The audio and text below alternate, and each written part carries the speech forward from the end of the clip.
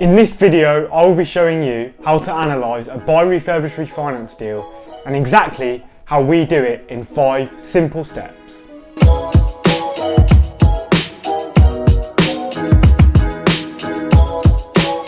Hi guys, my name is Harley and welcome to the Premium Property YouTube channel where we provide weekly content for beginners in property. If you're new around here, please make sure to subscribe and leave a like on the video, as this will help us get it out there to more young, budding property investors. So guys, analysing deals is one of the parts of property that a lot of people and a lot of newbies get wrong. But really, it's actually one of the most important things to get right. Knowing your numbers is so key in property, because if you don't know your numbers, you will lose a lot of money. You'll get your numbers wrong, you'll get the refurb costs wrong, and you'll end up buying a deal that does not work at all for you. Or if you're a sourcer, you'll end up selling a deal to one of your investors, the deal won't work out, and that will harm your reputation. However, analysing deals doesn't have to be as hard as it seems, and it isn't as hard as it seems. If you can follow a set process and you have a process laid out from start to finish, exactly how you analyse deals, then you can just repeat that and recycle it for every deal you analyse, and it just becomes a process that you follow, and it is relatively easy from that point onwards. So in this video, what I'm going to be doing is showing you the process that me and Guy use to analyse our deals and how we do it in 5 easy steps.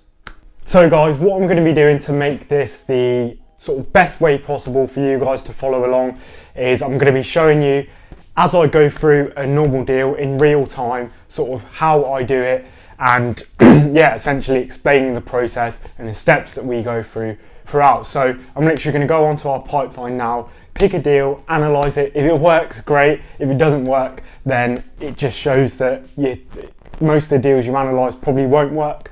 You just have to keep moving along. So step number 1 is, obviously once you've found the property, that's obviously the first step, but once you've found the property, step number 1 is to work out your refurb costs. Now, this is one of the hardest parts in property, and it's something that me and Guy are still learning and still sort of adapting to this day, because yeah, refurbs are probably one of the hardest things to learn, and it's a lot of hands-on stuff.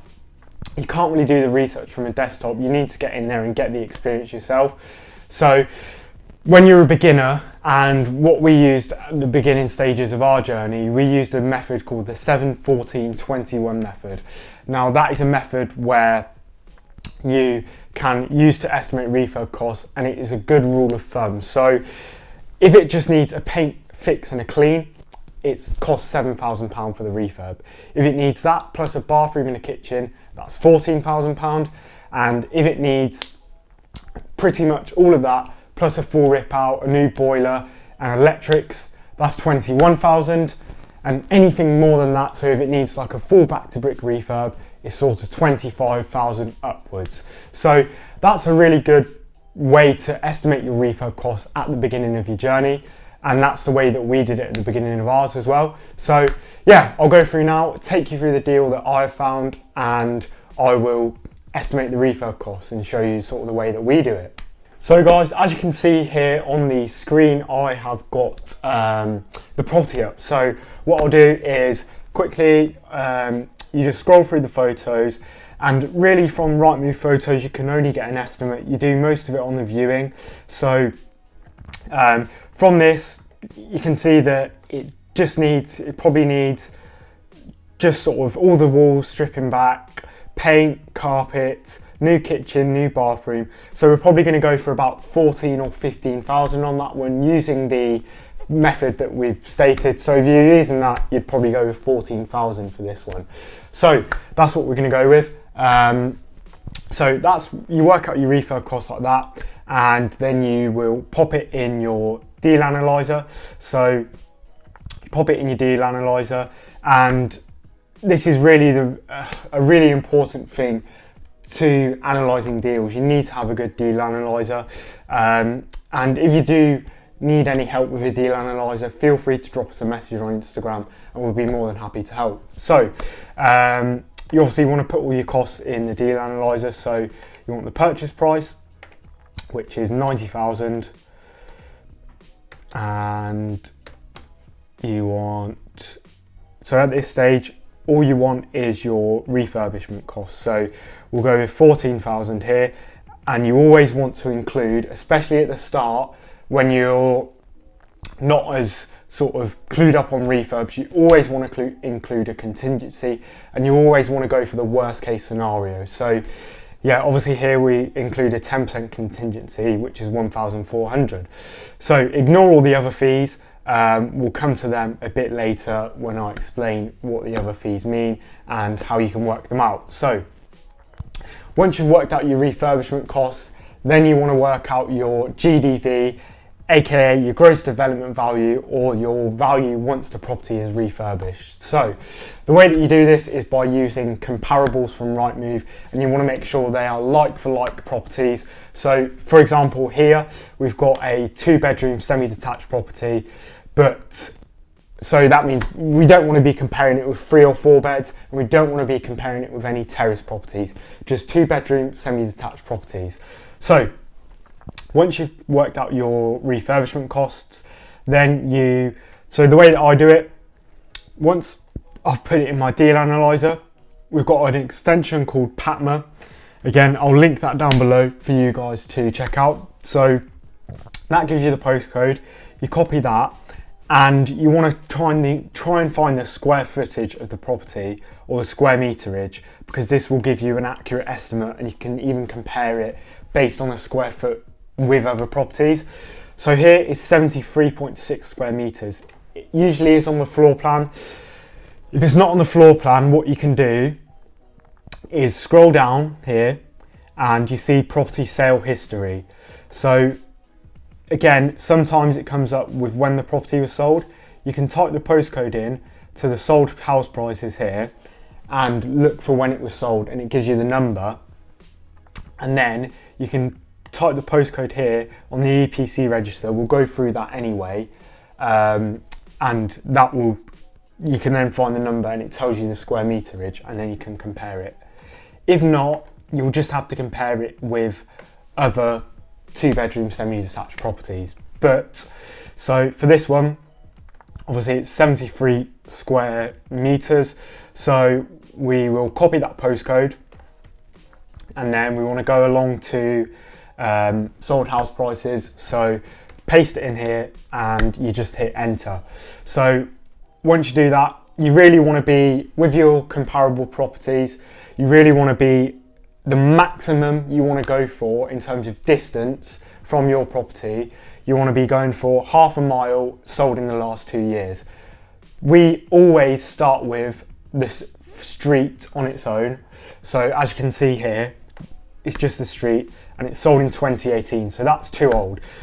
So yeah, obviously, as I said, there's no comparables on the street, so we just essentially go out and keep going out until we find some good comparables. So we want to start with the last year, and we want to go with a quarter mile, and then you can filter the properties to semi-detached. 10 years, it's not as big of an issue. Obviously you want to be comparing freehold with freehold, but the majority of the time we only look at freehold properties, so that's going to be okay. So here, obviously you want to be looking for 2-bedroom semi-detached properties. So we've got this one here. Obviously you want to go into it, and so the first thing you really want to do is look at the condition of the property. Now, this one is obviously in quite poor condition, so it's not a like-for-like comparable, but you can sort of estimate how much this would be worth if it was done up to a fully conditioned standard. So you'd probably be looking at about 30,000 more than what it's been listed for here. So you want to add that to this, which is obviously £100,015. So once you've got that, you want to copy the postcode again for this one, and then this is what we do with the EPC register. So you click domestic property, obviously, and then you copy the postcode in, and then you look for the number. So here it's obviously number 18. So number 18, you just scroll down, look for it, click on the property, and here it says 79 square meters. Ours is 73, so it's relatively similar in terms of size. So that means maybe it's a bit bigger, so maybe you could drop the initial price by 5,000, so that will leave us with 110,000. So that's your first comparable, and you essentially just want to go through and do that with every property. So you just want to go through and look. Again, we've got a 2-bedroom semi-detached here. I'll just do it with another one, and you want to go through the photos. It's pretty good condition. Could maybe, to be fair, there's probably not a lot of value you could add to that. So that's pretty good condition, and that's 76 square meters. So obviously you're looking at about 92,000, maybe 95 as a maximum there. So the first one we had is 110, and then we've got 95. So you want to try and go somewhere in between, maybe 105,000 you'll be looking at for that. And you essentially just do it through, collate all of the information, and it will give you with a rounded sort of figure in order to estimate the GDV. And it really is only an estimate, but doing this, you can minimize the risk and get the most accurate estimate possible. So that's your GDV. So I'm going to go through quickly, speed it up, and work out the GDV of this property.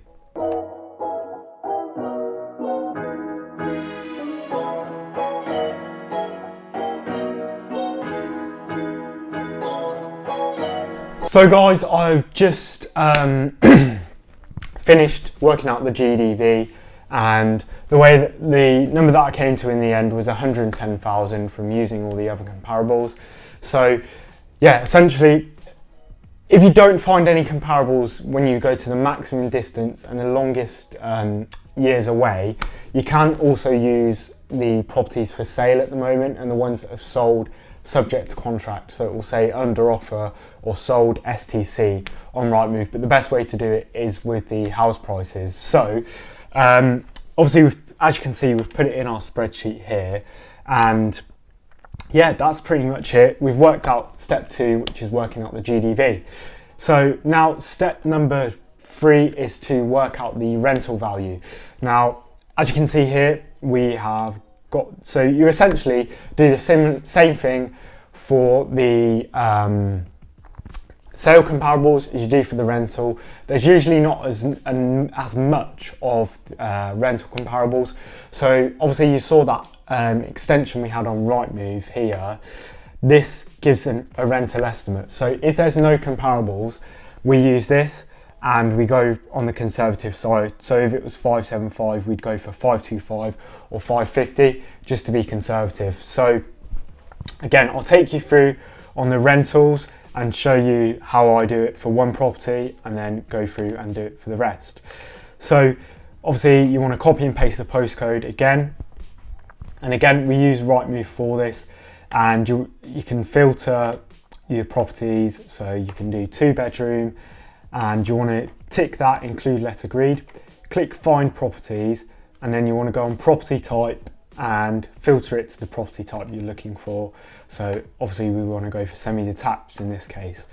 So once we've got that, you want to filter it to half a mile, and it's just loading. So yeah, obviously this one's come up as let agreed, which is what we want. We only really want to be looking at let agreed. If there isn't any that are let agreed, you can look at the ones that haven't, but again, it's more accurate if there's ones that have been agreed. So this was listed on the 25th of November, which is quite recently. And again, you just want to go through the photos. It's in fairly decent standards, so we will go with 450 for that one. And that's what we'll use. We also use a site called OpenRent, which is basically the same as Rightmove. And again, we copy the postcode in, and you just search it, and you can filter it again. So you want to, so here it says 2 kilometers. We look up to 1 kilometer, and again, you want to filter it to 2-bedroom. It doesn't let you filter to the type of property, so you just want to scroll down and see if you can find any semi-detached. Obviously in this case we can't.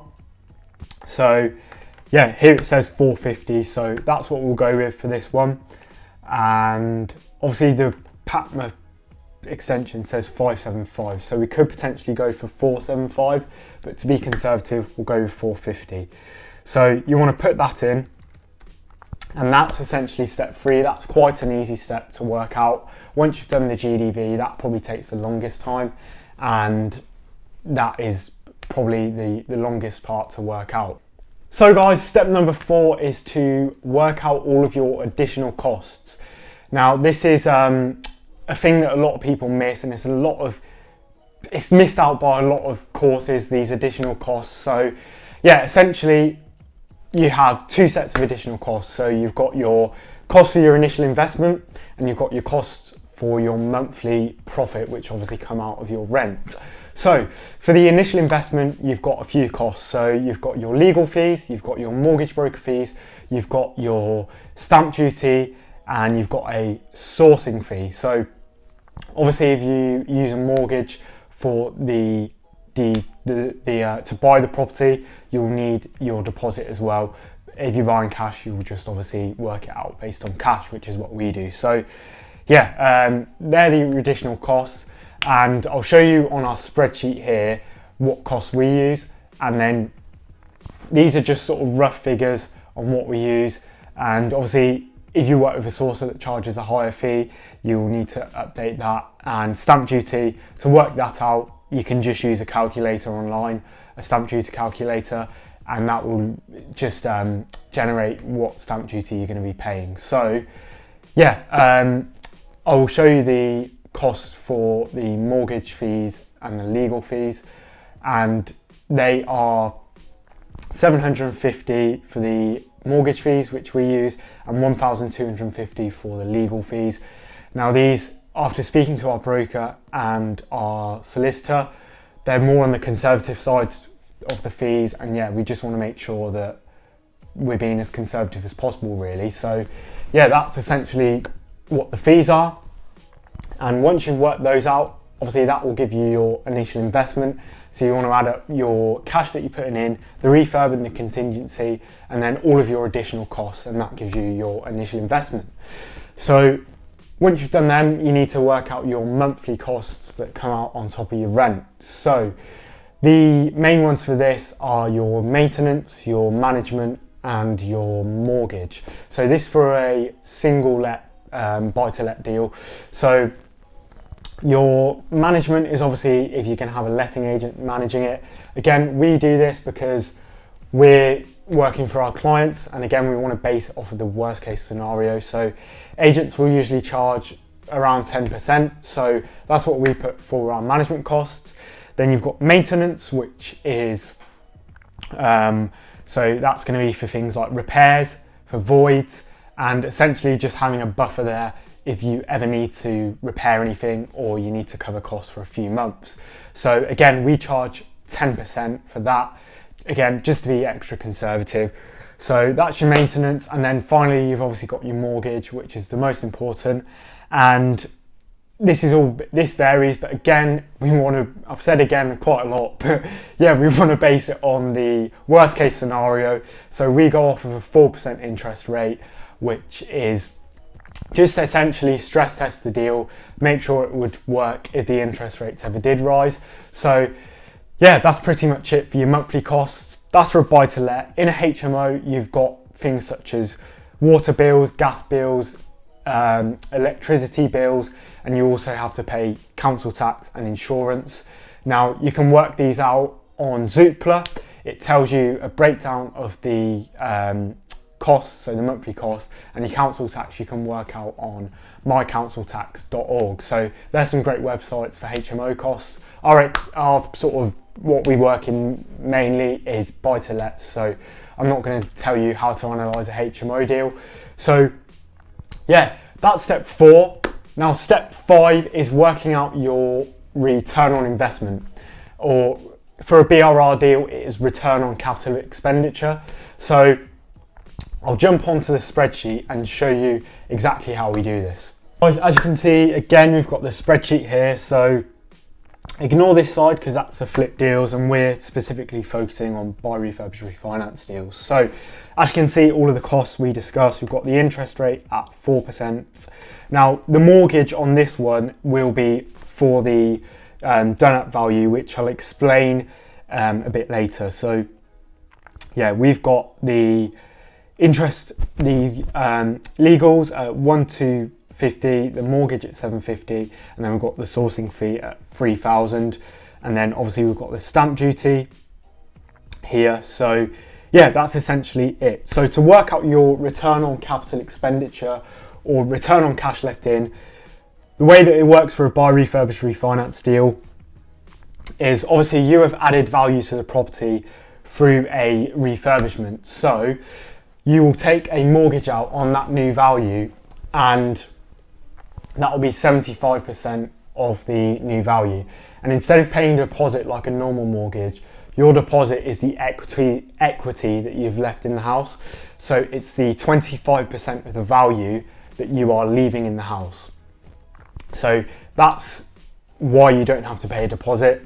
So yeah, essentially to work out your cash left in, which is how you work out your return on investment, you take the valuation and the mortgage that you will get on that. So that's obviously 75% of the valuation. So here it's 82,000 and 82,500, should I say.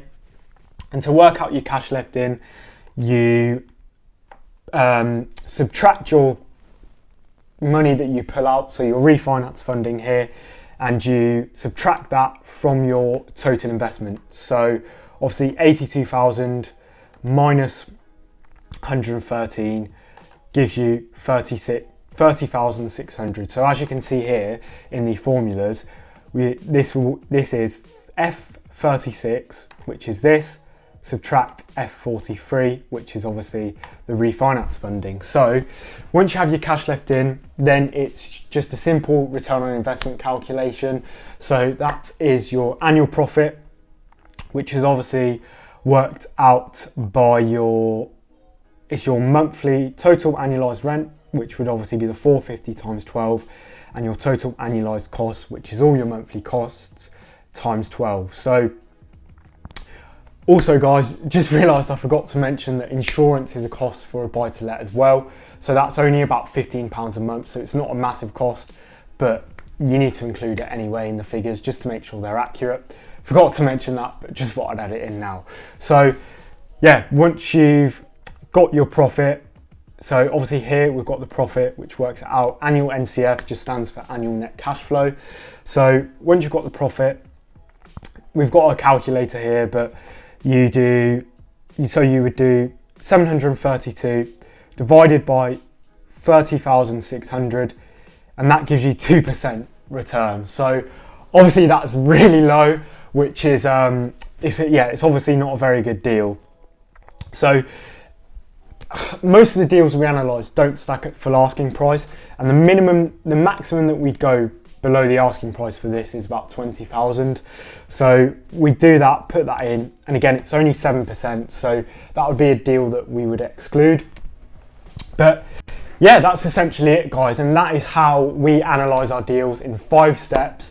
And yeah, if you can get that process down, it does take a while. It used to take me about half an hour to analyse a deal. It now takes me about 10 minutes because I've got that process and I can just keep repeating it, keep recycling. The BRRR strategy is called buy, refurbish, refinance, rent, repeat, recycle. And you apply the same process to when you're analysing deals. You analyse, repeat, recycle, and you just keep doing it, and you really get you just come up with that process, and it really speeds up as you go along. So you can apply this principle really to any property deal, because you obviously need to work out your initial investment, you need to work out your costs, and you need to work out your ROI. So you can apply it to any, but obviously this is specifically for a buy, refurbish, refinance deal. And yeah, I really hope that was valuable for you guys. I hope the video isn't too long, and yeah, I hope that you guys really enjoyed it. If you did and you did find it valuable, please do drop a comment what was the biggest learning that you found in this video, and if you could leave a like on the video, it would be massively appreciated. and we'll see you next week for another piece of premium property content.